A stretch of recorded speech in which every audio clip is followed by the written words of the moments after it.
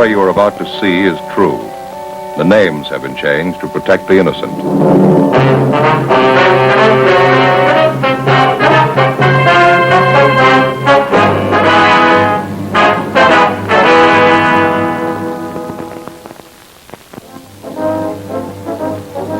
It was Wednesday, February 6th. We were working the day watch out of Homicide Division. My partner's Frank Smith. The boss is Captain Lorman. My name's Friday. We'd gotten a report that a wealthy retired businessman had suddenly disappeared. We had two possibilities to work on: suspicion of suicide, suspicion of foul play. There was no lead to the man's whereabouts. We had to find him.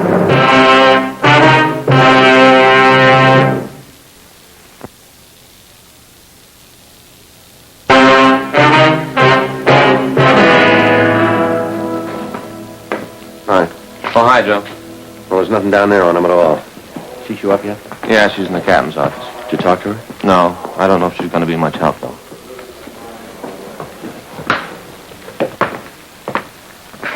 Miss Banner, I'd like to have you meet my partner, Sergeant Friday. How do you do? Joe, this is Miss Banner. I'm sorry I wasn't in when you stopped by. Got your card and called in as soon as I came home. Well, thank you for coming in, Miss Banner. We have a few questions we'd like to ask you. It won't take very long. We have a communication from a Gladys Dillon back in New York, Miss Banner. It's about her brother, Chester Dillon. We understand you rented his home from him out on Ralston Avenue. Mr. Dillon? Well, yes, I've got a 2-year lease on his house. Rented it from him last November. Well, according to the letter we got from Mr. Dillon's sister, she's worried about him, hasn't heard from him in some time. Have you any idea where we could contact him? Well, the last I heard, he left on a trip to New York. It was about 8 weeks ago, I'd say. You see, I usually sent the check for the rent to the apartment he had here. When he left on his trip, he told me to hold on to the rent checks, and he'd collect them when he got back. How long did you say he'd be gone? I don't remember definitely. I think he said 4 or 5 months. He didn't leave any forwarding address, any place you could contact him back in the East? No, he didn't. He just wanted to get away. Didn't want to be bothered with anyone. Wasn't feeling very well. Very depressed, poor man. Well, why was that, ma'am? Would you know? Well, his wife died just a few months ago, you know. No, ma'am, we didn't know. All his sister wrote was that she hadn't heard from Dillon. She was worried. She didn't give us any other information. Oh, yes, Mrs. Dillon died in last September, I think it was. Poor man felt terrible about it. Couldn't seem to get over it. That's why he rented the house to me. Reminded him too much of her. I see. Lovely home they have. Mr. Dillon said he didn't really want to rent it, but he couldn't stand being alone in the house. It's a large place, you know. Yes, ma'am. We checked with the people living in the house now. I understand you leased the place to them last month. Is that right? I subleased it, yes. You see, it just got to be too big for me. It was nice at first, but it got to be an awful lot of work. I rented it to this family and took a smaller house down the street. Would you happen to know any of Mr. Dillon's friends in the city, Miss Banner? Anyone we could contact who might know where we can locate him? Well, I don't know. He didn't seem to have any friends. He and his wife had been in the city only a year before she died. He was retired, you know. Yes, ma'am. And we talked to some of the neighbors out there. They couldn't tell us much about Mr. Dillon. Maybe some of the people he did business with might know something. Have you tried the neighborhood bank out there? I know that's where Mr. Dillon had his account. No, ma'am, we haven't. I can give you the bank's address. It's about all, though. That's the only contact you know of, huh? I'm afraid so, yes. I didn't know much about Mr. Dillon's private affairs. Whenever I talked to him, it seemed the only thing he had on his mind was his wife's death. Just couldn't seem to get over it. Seemed like he didn't want to get over it. You mentioned that when you leased his home, Mr. Dillon took an apartment. Do you happen to have that address, Miss Banner? I don't have it with me now, but I have it at home. I can call in and give it to you if you like. If you would, please. Certainly. Well, thank you very much, Miss Banner. You have our card. When you hear anything from Mr. Dillon, we'd appreciate it if you'd call us. Surely, I'll call you right away. Do you think something could have happened to him? Well, it's possible, ma'am. We don't know. All we have is the letter from his sister. It does seem kind of strange, doesn't it? He wasn't feeling too well. I wondered why he hadn't contacted me about sending the rent money to him. Such a nice man, Mr. Dillon. Certainly hope nothing's happened to him. Now, you say he was very depressed about his wife's death, ma'am. Would you say that it was getting to be a little abnormal with him, maybe? Well, I wouldn't know about that, Sergeant, but I do know he brooded about it all the time. He felt he'd lost everything. Didn't seem to want to go on. You ever give any idea that maybe he might take his own life? I mean, brooding over his wife? Oh, no, nothing definite. Just depressed and moody all the time. Now that I remember it, the last time I saw him, he did say something kind of funny. Yes, ma'am. What was that? It was the day before he left. We were talking about the rent money, and I asked him if I couldn't send it to him. He got kind of a strange look on his face. Yeah. He said, where I'm going, I won't need the money.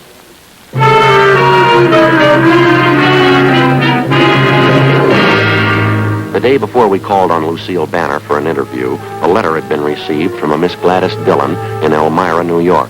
Her request was routine. It was one of thousands of similar letters received every year by police departments all over the country.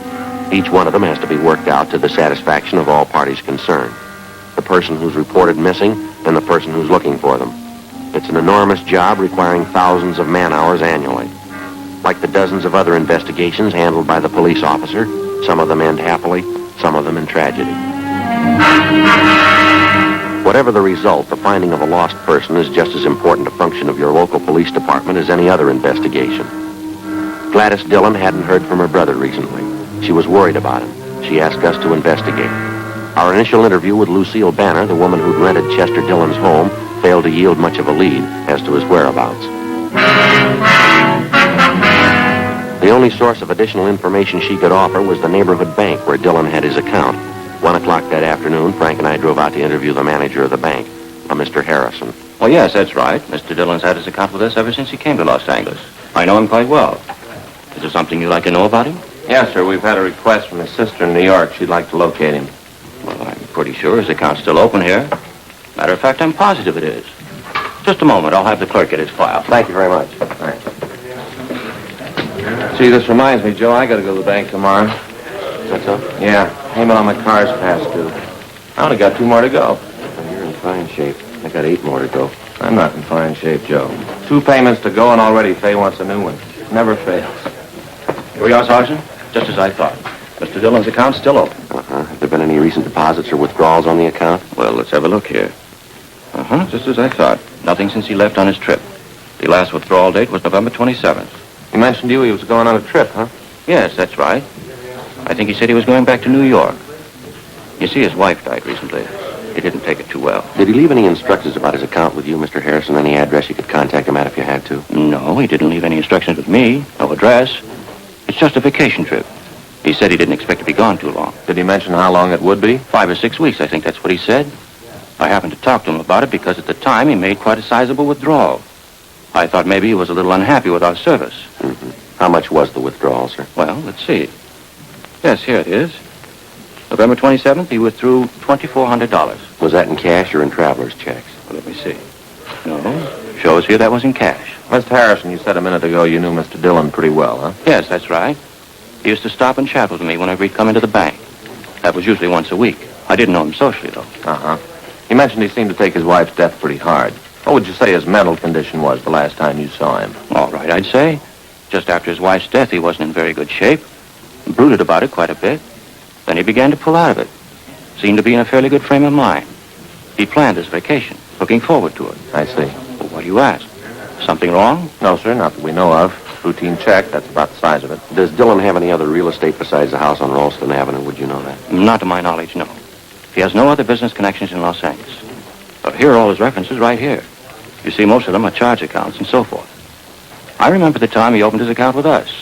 He told me he was retired. He and his wife came out here for their health. Have any relatives out here, do you know, Mr. Harrison? No, from what I understand, both of their families are in the East. They don't have any children, according to his application. Very few relatives. And since Dillon was in here last November to make that withdrawal, you had no communication from him at all, huh? No, sir, I haven't. But what seems to be the trouble? You have an idea something might be wrong? Nothing definite, no, sir. We've been told about his feeling depressed over his wife's death. There was some indication that he might possibly have done away with himself. But after what you've told us, it doesn't seem likely. Well, I don't know. I wouldn't like to commit myself. As I say, he did seem to be getting over it.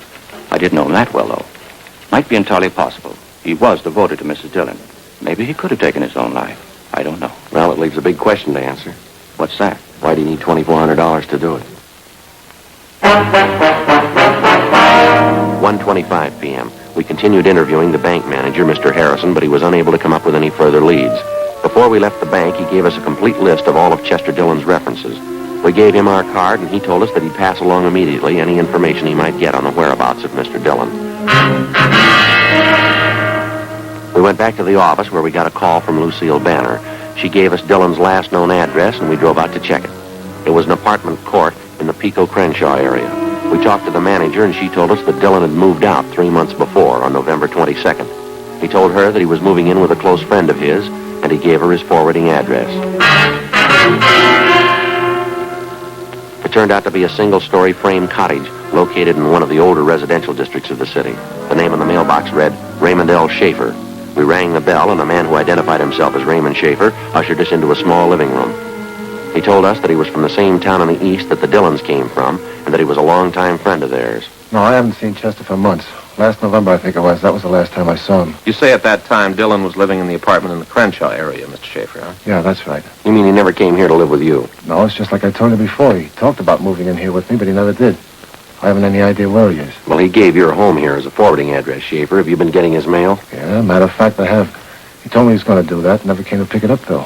Seemed funny to me. You still getting his mail here, is that right? Yeah, it's still coming. Not much of it, maybe a letter a week. Mostly bills and advertisements. Well, now, that list of names you've given us, sir, those are all the people in the east that Mr. Dillon was acquainted with, people that he might contact back there on this trip? Yeah, that's all of them. As far as I know, he hasn't been back there yet, though. Well, how do you know that? I got a letter from my sister Gert a couple of days ago. Chester was in town. Gert would have known about it. He would have been sure to stop by and see her. Do you have any idea at all where he might have gone? Did he mention how he planned on traveling east? Well, I think he said he was going to take the train back. He doesn't own a car. I know he doesn't like to fly. Well, when he was talking about this trip, Schaefer, how was he feeling? What would you say his mental attitude was? Not too good. He's pretty much down the dumps.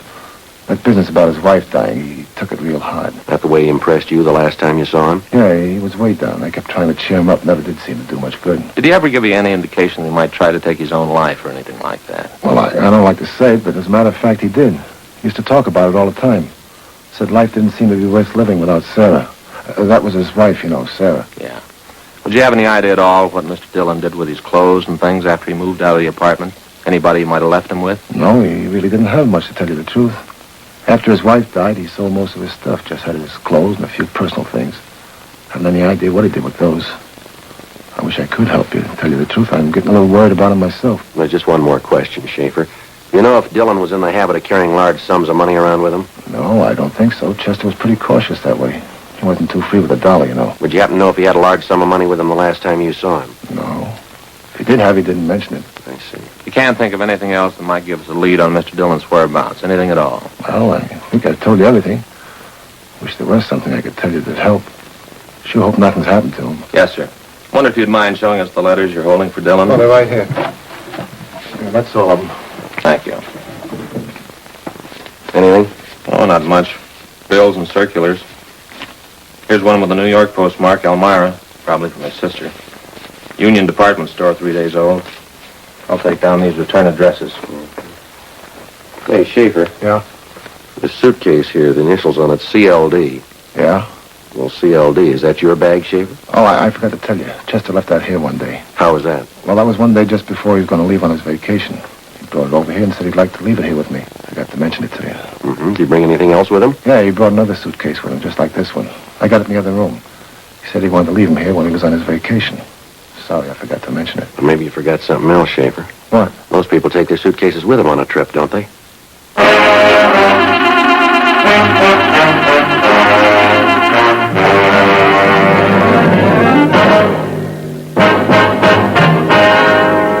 .2:15 p.m. We continued questioning Raymond Schaefer.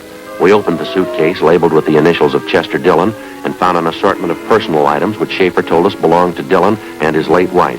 Cigarette boxes, books, similar articles which apparently would not be taken on a vacation trip.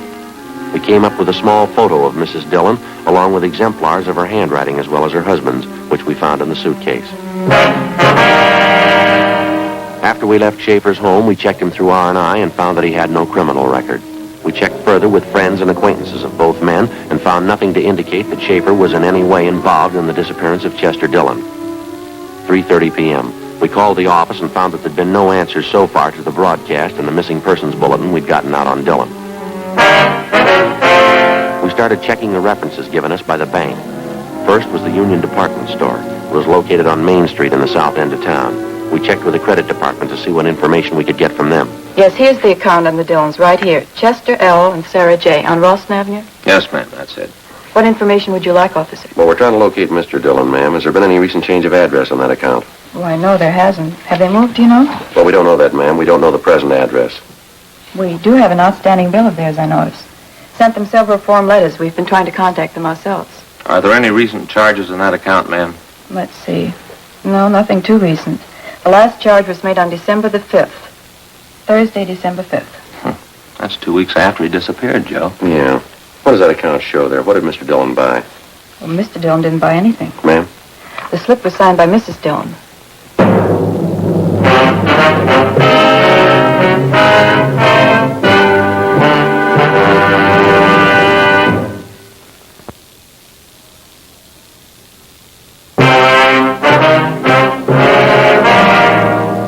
4:15 p.m. As soon as the clerk in the credit department at the Union Department Store showed us the sales slip with the late Mrs. Sarah Dillon's signature on it, we had the date on the sales slip double-checked immediately. The date, as shown on the slip, was correct beyond any doubt, December 5th. That was little more than 2.5 months after Sarah Dillon had died. We had no idea who the person was who forged her signature or why they'd forged it. The amount of the charge purchase, as shown on the sales slip, was for $418, all of it for women's clothing. We attempted to check with the salesgirl who handled the purchase, a Laura Van Kirk, but we were told it was her day off. We called at her home, where they told us she was gone for the day and couldn't be located. They said she'd be at work the following morning. 5:10 p.m. Frank and I took the sales slip with the forged signature on it and drove back to the office. We went directly to forgery detail, briefed them on our findings, and gave them the sales slip. The handwriting samples were checked against the signature on the sales slip, but neither of them matched. The work of compiling a list of all known female forgery suspects was begun immediately. The following morning, Frank and I went back to the Union Department Store, where we interviewed the salesgirl, Laura Van Kirk, who'd handled the purchase. Yeah, I remember making the sale, officer. I'm not too sure about the woman who bought the things, though. I mean, what she looked like. Well, could you try to describe her for us, Miss Van Kirk, just as well as you can remember? Well, she had light brown hair, I'm pretty sure of that. Not too old, maybe in her late 30s, early 40s. Plain-looking woman, about 5 feet 5 or 6. Thin as I remember her. She wore glasses, I remember that, too. I see. You got that picture, Miss Dillon, there, Frank? Oh, yeah, sure. Here. Thank you. Wonder if you mind taking a look at this photograph, miss? Is that looking anything like the woman you waited on? No, that's not her. The woman I waited on was much younger. She had light brown hair, too, not gray. She wore glasses, I'm sure of that. Do you remember if there was a man with her, or was she alone? No, she was alone. Now that I remember, there was something very different about the glasses she wore. I don't know if that's important or not. What about her glasses, miss? Well, they were horn-rimmed, as I remember, very light color. Transparent green, I think. Very smart-looking. Well, let's see if I have this right. Light brown hair, slight build, late 30s, early 40s. Wore horn-rimmed, transparent green glasses, huh? That's right. Check me if I'm wrong, Joe. That description sound familiar? Yeah, just what I was thinking. Horn-rimmed glasses. Woman came to see us at the office, huh? You got it. Lucille Banner.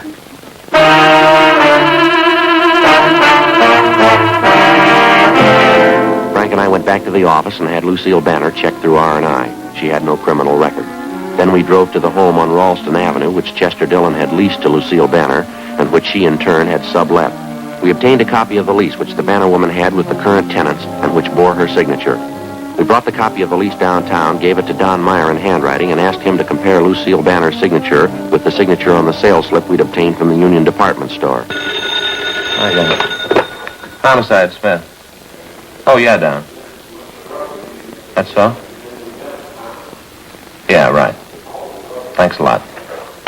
Don Meyer. Yeah, what'd he get? Says there's no question in his mind. Yeah? Both signatures match perfectly.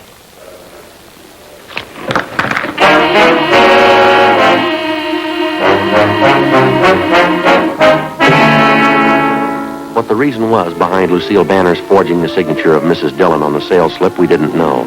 Whether or not it had any connection with the disappearance of Chester Dillon, we didn't know. As soon as we got the handwriting report from Don Meyer, Frank and I left the office immediately and drove to the bungalow which the Banner woman was renting on Ralston Avenue. It was a block down the street from the Dillon house. Lucille Banner wasn't at home, but a gardener in back of her house told us that she was expected back shortly. The gardener, who identified himself only as Al, volunteered that he also did gardening work for Miss Banner when she occupied the Dillon home. He'd also worked for the Dillons when they lived in the house. He told us that he liked the Dillons quite a bit, but that he didn't have much use for Miss Banner.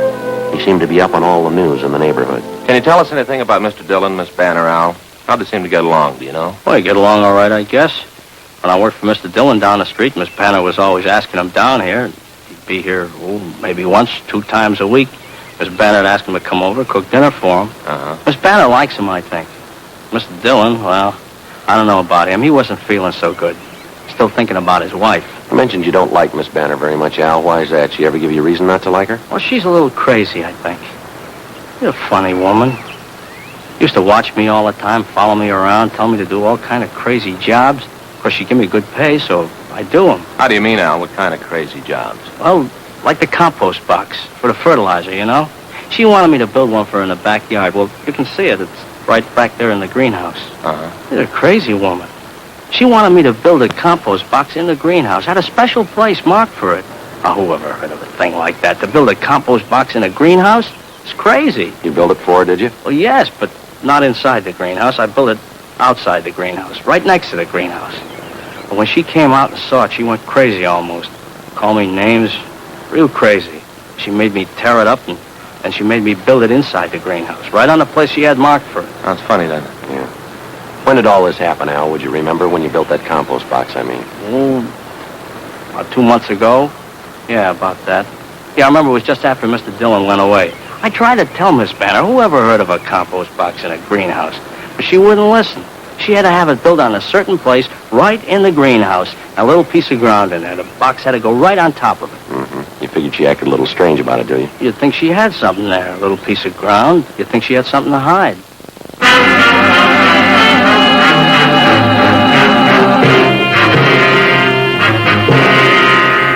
2:20 p.m. Lucille Banner returned home, and Frank and I went inside the house with her, where we questioned her in the living room. Outside in the yard, the gardener Al continued working. Lucille Banner was calm and composed. We questioned her about the forged signature on the sales slip. She would admit nothing. The whole thing's too silly to even comment on.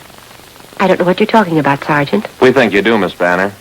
Our handwriting man's checked the two signatures a couple of times. The one on the sales slip, the one on the lease. They both match. Now, what about it, Miss Banner? There's no way out of this. You ought to know that. I'll deny it, that's all. I'll keep on denying it. I wasn't in that store, and I didn't forge any signatures. Why would I do a thing like that? What kind of a woman do you think I am? All we know are the facts, ma'am. Now, why don't you give us a straight story? It's going to save time and trouble for everybody concerned here. You've heard everything I've got to say. This thing's ridiculous. It's stupid. I'm not answering any more questions. Afraid you'll have to come downtown with us. What good is that going to do? I'll just keep on denying it. You can't make me say that I did a thing like that. All right, Miss Banner, let's go. All right.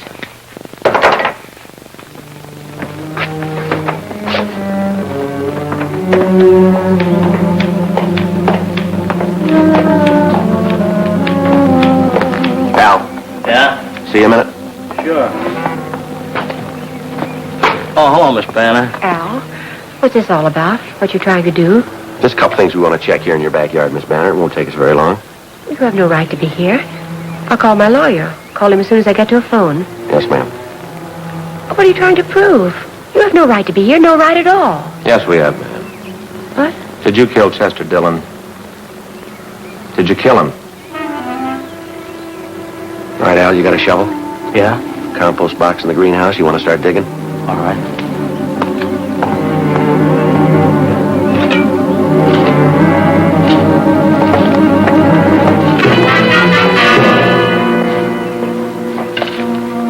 He was an old man. So old. And he was sick. Ma'am? He didn't want to live anymore. He didn't have any reason for living. Why shouldn't he give me the house? Why shouldn't I have his money? I was nice to him. Cooked for him. Wanted to take care of him. He just didn't want to live anymore, that's all. All right, Al. You can stop digging. You want to tell us, ma'am? He needed a woman. Anyone could tell that. He needed me. We got along fine, Chester and I. I offered to marry him, and he wouldn't do it. All he could do was think about his wife. She was dead. He'd sit around and talk about her all the time. You killed him? Is that what you're trying to say? I wanted to marry Chester, take care of him. He wouldn't do it. We had an argument in the kitchen one night. I had a gun. I killed him. I killed him. That where you buried him in the greenhouse here? Yes, I buried him deep. The gun, too. He'll be all right. Poor Chester. Yeah. He was so old. He needed a woman. Anyone will tell you that. He needed me. I guess you made a mistake there, didn't you? No, Sergeant, he did. Yeah. He didn't want me.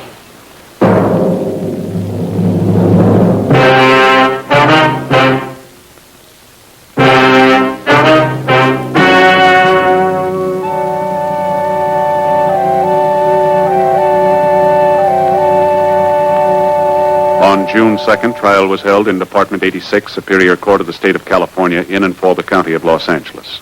In a moment, the results of that trial.